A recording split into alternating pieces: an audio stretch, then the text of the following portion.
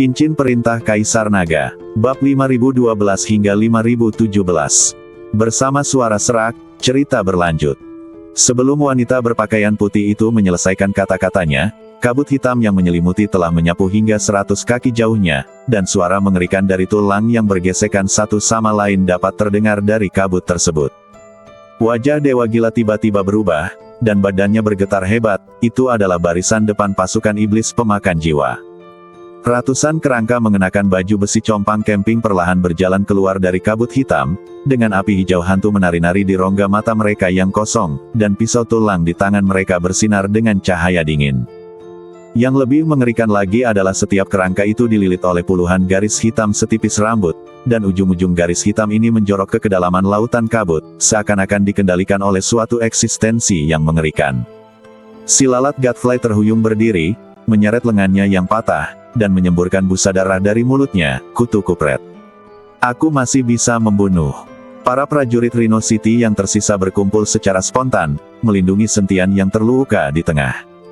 Bayi berjuang untuk berdiri dan mengambil pedang berlumuran darah dari tanah, tetapi ujung pedang itu sedikit bergetar.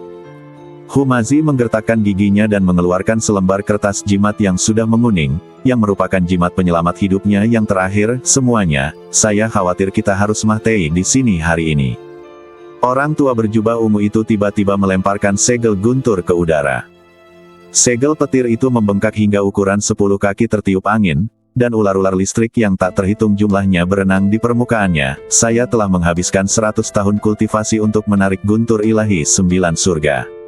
Saya akan menunda selama yang saya bisa. Pada saat kritis ini, Sentian tiba-tiba berkedut hebat, dan pedang pembunuh naga mengeluarkan suara mendengung yang tajam. Wanita berpakaian putih itu buru-buru menahannya, jangan bergerak. Lukamu terlalu pareh. Sebelum dia selesai berbicara, mata Sentian melebar. Mata itu bukan lagi mata manusia, melainkan pupil vertikal seperti binatang buas, dengan api merah darah aneh yang berkobar dalam di pupilnya. Yang lebih mengerikan adalah retakan pada permukaan kulitnya mulai mengeluarkan cairan keemasan, yang mengembun menjadi butiran-butiran darah kecil di udara dan anehnya melayang di udara. Tiba-tiba terdengar teriakan keras dari kedalaman lautan kabut. Semua prajurit kerangka berhenti pada saat yang sama dan berbalik ke arah Sentian. Wajah lelaki tua berjubah ungu itu berubah drastis saat melihat ini. Tidak bagus. Dia sedang membangkitkan kekuatan darahnya. Sentian perlahan melayang ke atas, dan butiran-butiran darah yang tergantung itu berkumpul ke arahnya seolah dipanggil, mengembun menjadi sepasang sayap emas yang samar-samar terlihat di belakangnya. Pedang pembunuh naga juga mulai memancarkan cahaya keemasan, seolah menanggapi Sentian. Lautan kabut tiba-tiba bergejolak hebat, dan sosok monster besar pun mulai terlihat samar-samar. Itu adalah naga tulang sebesar gunung, dengan api jiwa ungu menyala di rongga matanya yang kosong dan duri-duri hitam yang rapat terpaku di setiap ruas tulang belakangnya. Naga tulang itu membuka mulutnya yang besar, namun yang keluar bukanlah auman naga, melainkan ratapan ribuan jiwa yang terzalimi. Segel petir lelaki tua berjubah ungu itu retak karena hantaman gelombang suara, dan jejak darah mengalir dari sudut mulutnya. Itu adalah Dewa Naga Pemakan Jiwa. Istana Naga Iblis benar-benar mengirimkan makhluk seperti itu. Sentian yang telah bermutasi sepenuhnya tiba-tiba mengeluarkan raungan naga, dan sayap darah emas di belakangnya membungkusnya, dan seluruh orang itu berubah menjadi naga emas. Ini adalah pertama kalinya garis keturunan Sentian terbangun. Setiap kali dia mengaktifkan kekuatan naga, akan ada bayangan naga emas di belakangnya. Tapi sekarang, Sentian sendiri telah sepenuhnya berubah menjadi naga emas. Sentian berubah menjadi seberkas cahaya keemasan dan menyerbu langsung ke arah naga tulang. Saat keduanya bertabrakan, gelombang kejut yang meletus menghancurkan semua prajurit kerangka dalam radius 100 kaki. Cahaya keemasan dan kabut hitam saling terkait liar di udara, dan setiap tabrakan menyebabkan sedikit distorsi di ruang angkasa. Semua orang di tanah tersungkur oleh gelombang udara yang dahsyat itu, dan wanita berpakaian putih itu nyaris berhasil menancapkan senjatanya yang rusiak ke tanah agar tidak terhempas. Dia terkejut ketika mendapati retakan luar angkasa mulai muncul di tengah pertempuran, dengan kilat hitam kecil melompat-lompat di tepi retakan. Pria tua berjubah ungu itu agak terkejut dan berkata, kekuatan garis keturunan naga emas terlalu mengerikan. Tidak heran nona muda itu ingin menyelamatkannya. Wanita berjubah putih itu penuh dengan ketidakpercayaan. Dia sebenarnya dari garis keturunan naga emas. Nona, Anda tidak tahu. Orang tua berjubah ungu itu tercengang. Aku tidak tahu. Wanita berpakaian putih itu menggelengkan kepalanya. Orang tua berjubah ungu itu tersenyum pahit dan berkata, garis keturunan naga emas ini memang kuat, tetapi garis keturunan ini perlu melahap sejumlah besar vitalitas setiap kali terbangun. Jika tidak dapat dikendalikan, sebelum dia bisa menyelesaikan kata-katanya, pertempuran di udara tiba-tiba berubah. Naga tulang itu mencabik separuh badan Sentian dengan satu cakarnya, namun darah yang berceceran tidak jatuh. Sebaliknya, jarum itu berubah menjadi jarum darah yang tak terhitung jumlahnya dan menusuk badan naga tulang. Yang lebih mengerikan lagi adalah sendi-sendi yang terkena jarum darah itu benar-benar mulai meleleh, dan api jiwa ungu pun berubah menjadi warna darah kotor. Melihat hal itu, sang Raja Naga pemakan jiwa menepuk tanah dengan telapak tangannya. Tanah tiba-tiba bergetar hebat, dan tanah di bawah kaki semua orang melunak secara aneh dan berubah menjadi zat lengket seperti plasma. Puluhan rantai darah menyembul dari tanah, menyeret para prajurit Rhino City yang masih hidup ke bawah tanah. Setelah jeritan itu berhenti tiba-tiba, gelembung-gelembung berdeguk muncul dari plasma. Bayi menyaksikan dengan ngeri saat kakinya perlahan tenggelam. Sihir jahat macam apa ini?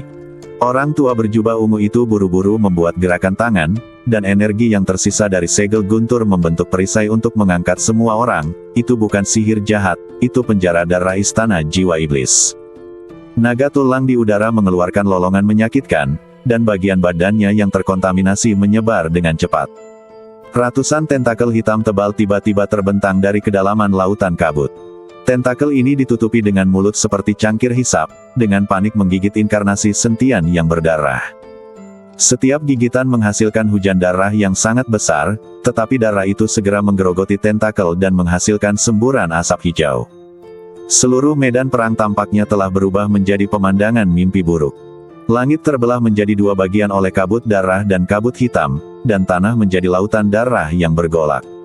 Wanita berpakaian putih itu memiliki ekspresi serius di wajahnya. Setetes darahnya menetes ke tombak, dan pola-pola dekoratif pada tombak itu bersinar. Dia tiba-tiba menyuntikkan seluruh kekuatannya ke dalam pistolnya, dan cahaya putih bersih tiba-tiba keluar dari ujung pistolnya. Kemanapun cahaya ini pergi, lautan darah surut dan kabut hitam menghilang. Orang tua berjubah ungu itu terkejut. Nona, cahaya suci penghancur iblis ini untuk menyelamatkan hidup Anda, bagaimana Anda bisa menggunakannya dengan sembarangan? Wanita berpakaian putih itu tidak menjawab. Seluruh tombak itu tiba-tiba terlepas dari tangannya dan berubah menjadi pelangi putih yang menembus ke tengah-tengah kelompok pertempuran. Tiba-tiba terjadi keheningan antara langit dan bumi. Kemudian, cahaya putih yang lebih terang dari matahari meledak, dan semua orang kehilangan penglihatan untuk sementara waktu. Ketika cahaya memudar, yang tersisa di langit hanyalah lubang hitam kehampaan dengan diameter hampir 100 kaki, yang perlahan-lahan pulih. Naga tulang dan Sentian menghilang tanpa jejak, hanya menyisakan tombak yang tertancap di tanah, dengan badan tombak yang penuh retakan. Wanita berpakaian putih itu terhuyung-huyung ke arah pistol itu, dan saat dia menyentuhnya, pistol itu berubah menjadi bubuk dan berserakan. Setetes cairan kristal jatuh dari bubuk yang mengambang dan mengembun menjadi kristal kecil yang transparan di telapak tangannya. Benang darah yang berdenyut tampaknya tersegel dalam kristal itu. Saat cahaya putih yang menyilaukan itu menghilang, seluruh medan perang berubah menjadi sunyi senyap. Sosok Sentian perlahan jatuh dari udara. Sisik naga emas di sekitar badannya telah menghilang, dan ia berubah kembali menjadi manusia. Api keemasan di pupil vertikalnya juga padam sedikit demi sedikit. Dia terjatuh dengan keras ke tanah, darah merah mengalir dari retakan kulitnya. Dia tampak telah kehabisan tenaga dan dia bahkan tidak bisa menggerakkan jari-jarinya. Akan tetapi, pada saat kekuatan darah dalam badannya tertahan, napas yang lebih dingin diam-diam keluar dari dalam badannya. Itu adalah energi jahat murni dari Pola Dao, sehitam tinta dan membawa hawa dingin yang menusuk tulang, bergerak melalui meridiannya seperti makhluk hidup. Sentian tiba-tiba membuka matanya, dan dua tanda hitam aneh muncul di kedalaman pupilnya. Rune-rune itu meliuk dan menggeliat seakan-akan memiliki kehidupan. Di kejauhan, pasukan iblis pemakan jiwa dari Istana Naga Iblis, yang awalnya penuh dengan niat membunuh, tiba-tiba menghentikan serangannya. Di rongga mata kosong sang naga tulang terdepan, api jiwa ungu berdetak kencang. Ia perlahan menundukkan kepalanya, dan cakar tulangnya yang besar sedikit ditekuk di depan sentian, membuat gerakan sopan yang aneh. Di tengah lautan kabut, terdengar suara serak bertanya dari Dewa Naga Pemakan Jiwa, energi jahat berpola Dao. Kau adalah manusia binatang, bagaimana mungkin kau memiliki energi jahat berpola Dao dari Iblis Yin? Sentian nyaris tak mampu menopang badannya, dan energi jahat pola Dao dalam badannya meluap tak terkendali, membentuk lingkaran kabut hitam di sekelilingnya. Yin Mo adalah teman baikku. Wajar saja jika ada roh jahat di badanku, kata Sentian. Kau bicara omong kosong. Yin Mo telah menghilang selama bertahun-tahun, bagaimana dia bisa menjadi teman baikmu? Kau hanya seorang pria tingkat pertama di negeri dongeng. Katakan yang sebenarnya. Jika kau tidak mengatakan yang sebenarnya, jangan salahkan aku karena bersikap kejam. Sang penguasa naga pemakan jiwa melotot ke arah Sentian dan meraung. Dia sama sekali tidak percaya bahwa Sentian bisa menjadi teman baik Yin Mo. Sekalipun Sentian memiliki darah naga emas, dengan kekuatannya, mustahil baginya untuk mengenali setan Yin.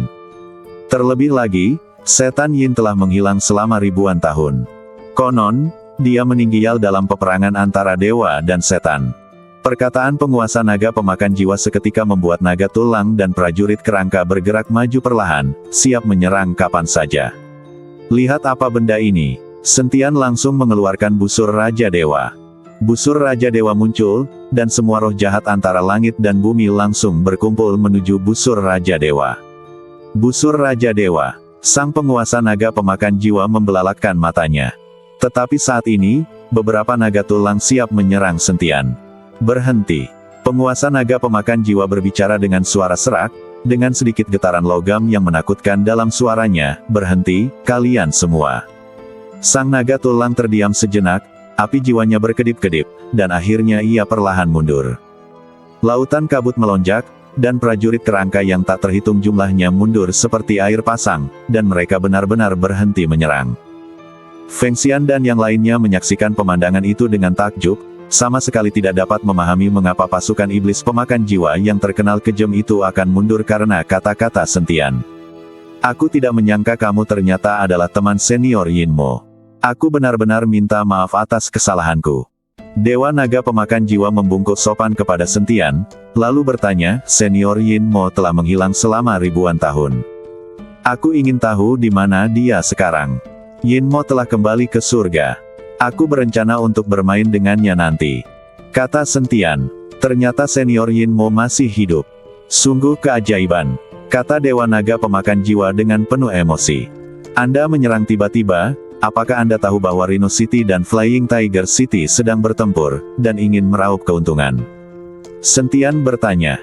Penguasa naga pemakan jiwa mengangguk dan berkata, ya, kepala istana mengirimku untuk mengambil alih wilayah kedua kota itu sementara kedua manusia binatang itu bertarung. Tolonglah aku, jangan sentuh Rhino City, itu milik saudaraku. Sedangkan untuk Flying Tiger City, kau bisa merebutnya. Sentian tahu bahwa bahkan jika istana naga iblis tidak campur tangan, mereka tidak akan mampu mengambil alih kota harimau terbang. Ada 8 istana di belakang kota Feihu, dan kekuatan kota badak hampir habis, jadi kita harus memulihkan diri. Baiklah, kalau begitu aku tidak akan sopan. Setelah penguasa naga pemakan jiwa berkata demikian, dia langsung memimpin para naga tulang dan pasukan iblis pemakan jiwa dan menyerbu ke kota Feihu.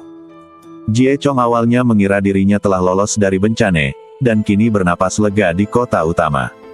Tetapi saat berikutnya, lebih dari selusin kota di kota Feihu diserang oleh pasukan iblis pemakan jiwa pada saat yang sama.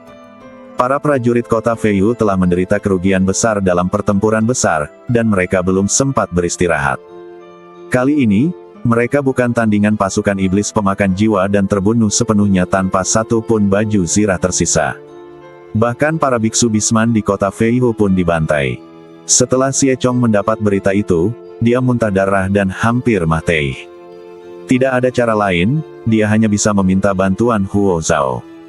Jika tidak, kota Feihu akan jatuh ke tangan iblis. Setelah menerima berita itu, Huo Zhao segera memimpin orang-orang dari 8 istana dan bergegas menuju kota utama kota Feihu.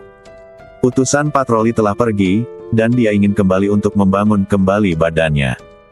Ketika Huo Zhao dari istana ke-8 memimpin pasukannya ke tempat kejadian, apa yang dia lihat adalah pemandangan pasukan istana naga iblis yang mendekat.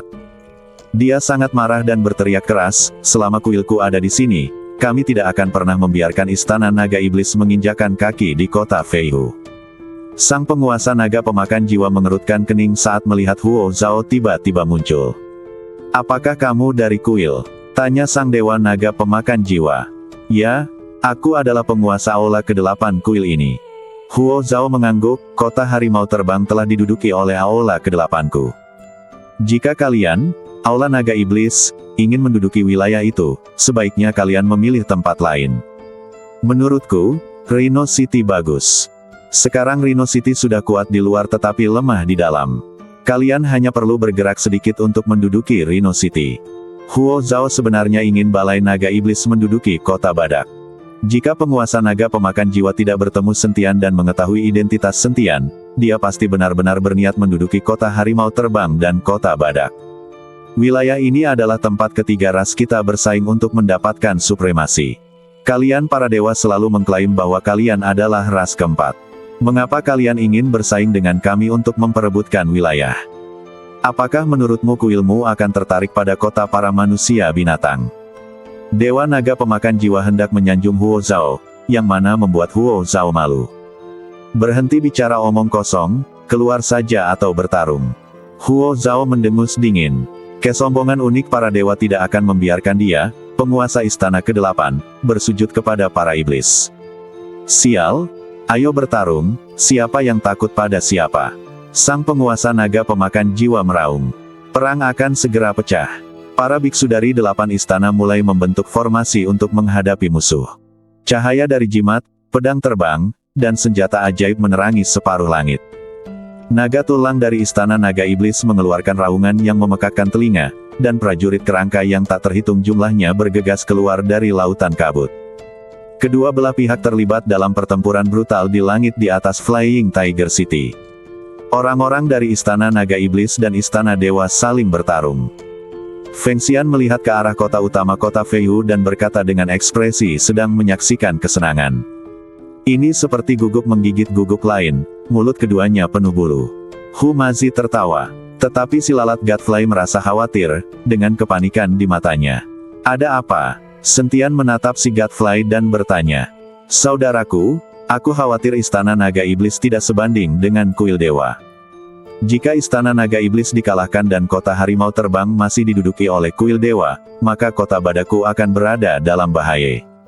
Saya yakin tidak akan butuh waktu lama sebelum istana ke-8 pulih dan pasti akan membalas terhadap kota harimau terbang. Saat itu, saya tidak akan bisa melawan sama sekali," kata si lalat dengan khawatir. Meskipun kekuatan kota Feihu rusiak pareh, kota badak tidak jauh lebih baik. Setelah beberapa waktu, Huo Zhao pasti akan membawa orang untuk membalas dendam. Saat itu, Rhino City akan dalam bahaya. "Kau benar. Kita tidak boleh membiarkan orang-orang kuil menang." Sentian mengangguk. "Kita sudah kehabisan tenaga sekarang. Bagaimana kita bisa memiliki kemampuan untuk membantu istana naga iblis?" kata wanita berpakaian putih. Mereka bertarung dengan orang-orang dari kota harimau terbang dan 8 istana, dan setelah pertarungan, tanpa istirahat, mereka bertarung dengan istana naga iblis lagi. Sekarang semua orang telah mencapai batasnya. "Saya punya ide." Mata Sentian tiba-tiba berbinar. "Godfly, pergi dan bawa Tuan Huo ke sini." Apakah Huo Zhao dapat disuruh mundur atau tidak tergantung pada seberapa besar kepentingan putranya di dalam hatinya. Mendengar ini, Godfly buru-buru membawa guru Huo ke sini. Begitu saja, Sentian dan anak buahnya membawa Master Huo langsung ke kota utama kota Feihu.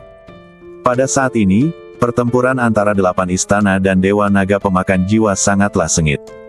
Akan tetapi, Dewa Naga Pemakan Jiwa menjadi semakin takut, karena dia tahu bahwa Dewa Istana ke-8 Huo Zhao hanyalah seorang tokoh kecil di kuil. Seluruh 8 istana tidak ada apa-apanya di kuil. Dan kuil ini bukanlah kekuatan terbesar di seluruh klan dewa. Kalau begitu, kalau mereka benar-benar membuat marah penduduk kuil hanya karena satu kota, maka kuil naga iblis mereka akan berada dalam bahaya. Pada saat ini, sang penguasa naga pemakan jiwa benar-benar mulai berpikir untuk mundur. "Berhenti!" teriak Sentian. Suara Sentian terdengar di telinga Huo Zhao, "Tuan Istana Huo, kita bertemu lagi." Ketika Huo Zhao menoleh dan melihat Sentian, alisnya sedikit mengernyit, dan matanya merah karena marah. Dia berkata, "Sentian, ternyata kaulah yang menangkap anakku, lepaskan dia segera. Kau bilang biarkan dia pergi, jadi kau pikir kau siapa? Jangan lupa, kau adalah jenderalku yang kalah." Meskipun Sentian terluka parah saat ini, dia tidak dapat kehilangan momentum sok hebatnya. Aku hanyalah seberkas jiwa, dan kau menggunakan jiwa orang lain untuk menguasai badanku. Sejujurnya, aku tidak terkalahkan olehmu." Huo Zhao mendengus dingin. Guru Huo tercengang ketika mendengar ini. Dia tidak menyangka bahwa ayahnya benar-benar mengenal Sentian. Terlebih lagi, Sentianlah yang menyebabkan ayahnya terluka. "Apapun yang terjadi, putramu ada di tanganku. Aku memintamu untuk segera mundur dan menyerahkan kota Feihu." Sentian mengancam Huo Zhao. "Kamu berani menyentuh anakku?" Huo Zhao menatap Sentian dengan mata dingin. "Apa yang saya takutkan?" Sentian mensibir, dan pedangnya menggores pelan, lalu darah langsung mengalir keluar dari leher Tuan Huo.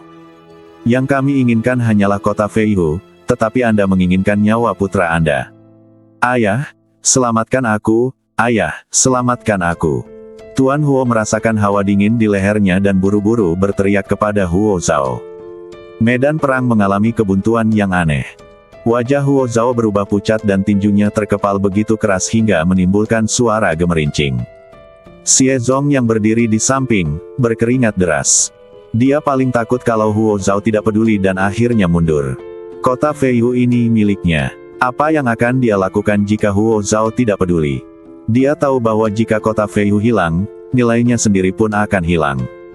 "Kalau begitu aku akan mati dengan menyedihkan." Badan Xie Zong gemetar, dan dia berdoa dalam hatinya agar Huo Zhao tidak pernah mundur. Namun pada akhirnya, Huo Zhao menggertakkan giginya dan berkata, "Sentian, jika aku mundur, apakah kamu akan membiarkan anakku pergi?" Tentu saja, kata-kata seorang pria terhormat sama berharganya dengan emas. "Aku berani bersumpah demi surga." Sentian mengangkat tangannya dan berkata, "Jika aku tidak melepaskan putramu, aku bersedia mengalami malapetaka surgawi dan tidak akan pernah terlahir kembali."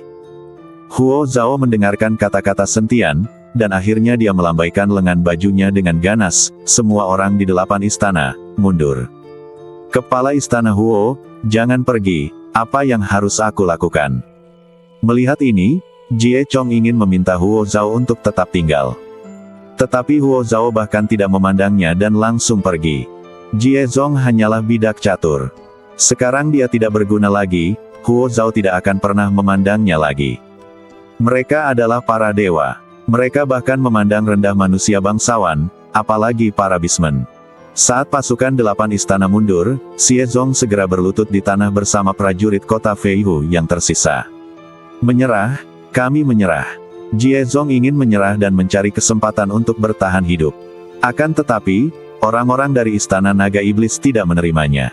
Sebaliknya, mereka membunuh semua orang dari kota harimau terbang, bahkan Jie Zong. Penguasa naga pemakan jiwa menatap Sentian dalam-dalam, dan berkata dengan makna yang dalam di dalam api jiwanya, "Rekan Taois Sen, istana naga iblis harus mengingat apa yang terjadi hari ini." Setelah itu, dia memimpin pasukan ke kota utama. Sentian menyimpan pedangnya dan melepaskan guru Huo yang tampak sepucat kematian. "Terima kasih atas bantuanmu, Nona muda. Aku tidak tahu namamu, tapi aku, Sentian, akan memberitahumu nanti." Sentian berkata kepada wanita berpakaian putih. "Namaku Mo Qingyun." Wanita berpakaian putih itu berkata sambil tersenyum tipis. "Nona, sebaiknya kita kembali saja, kalau tidak kepala keluarga akan khawatir," kata lelaki tua berjubah ungu. Mo Qingyun mengangguk, lalu menatap Sentian dan berkata, "Terima kasih telah menyelamatkan orang-orang di benua Changsuan. Jika kita ditakdirkan untuk bertemu lagi, kita akan bertemu lagi."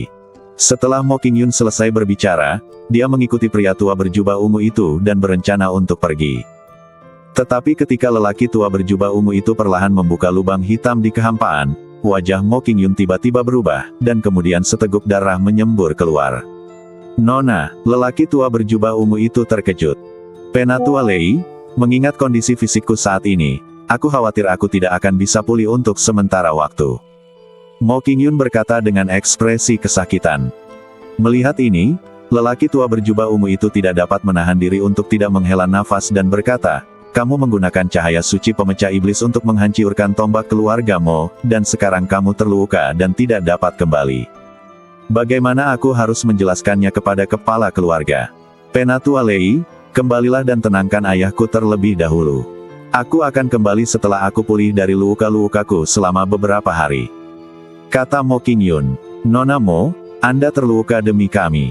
Kami akan mengurus perawatan Anda dan menyediakan sumber daya yang diperlukan hingga Anda pulih. Saya juga akan bertanggung jawab penuh atas keselamatan Anda."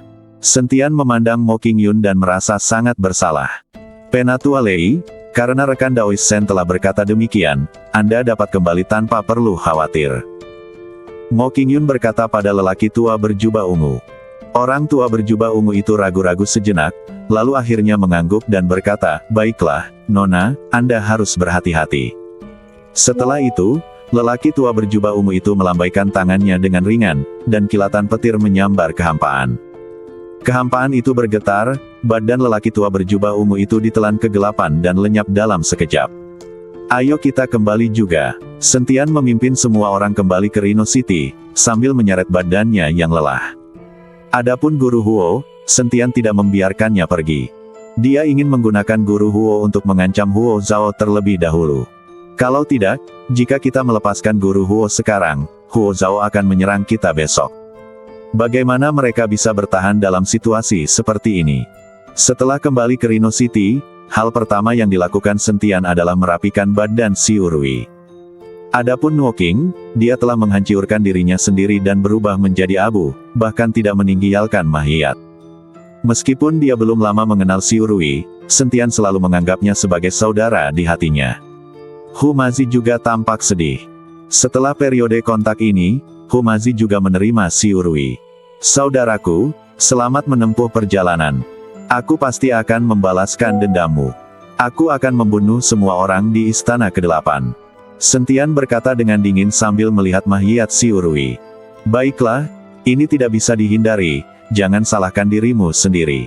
Hu Mazi menepuk bahu Sentian. Sesaat kemudian, kedua pria itu menguburkan jasad si Urui. Bagi Nuo Qing, si Urui beruntung karena dia masih memiliki jenazah yang harus dikuburkan. Bahkan ada kesempatan untuk bereinkarnasi dan memulai hidup baru. Namun setelah penghancuran diri, semuanya akan menjadi abu, dan tidak ada kemungkinan untuk bereinkarnasi sebagai manusia. Jadi sebagian orang tidak akan memilih untuk menghancurkan dirinya sendiri bahkan jika mereka meninggal. "Pergi dan temui ayah mertuamu. Dia mungkin juga sedang tidak enak badan," kata Hu Mazi. Sentian mengangguk dan pergi melihat Bai Yi. Bai Yi jelas jauh lebih lemah setelah pertempuran ini. Kematian Nuo Qing merupakan pukulan besar baginya.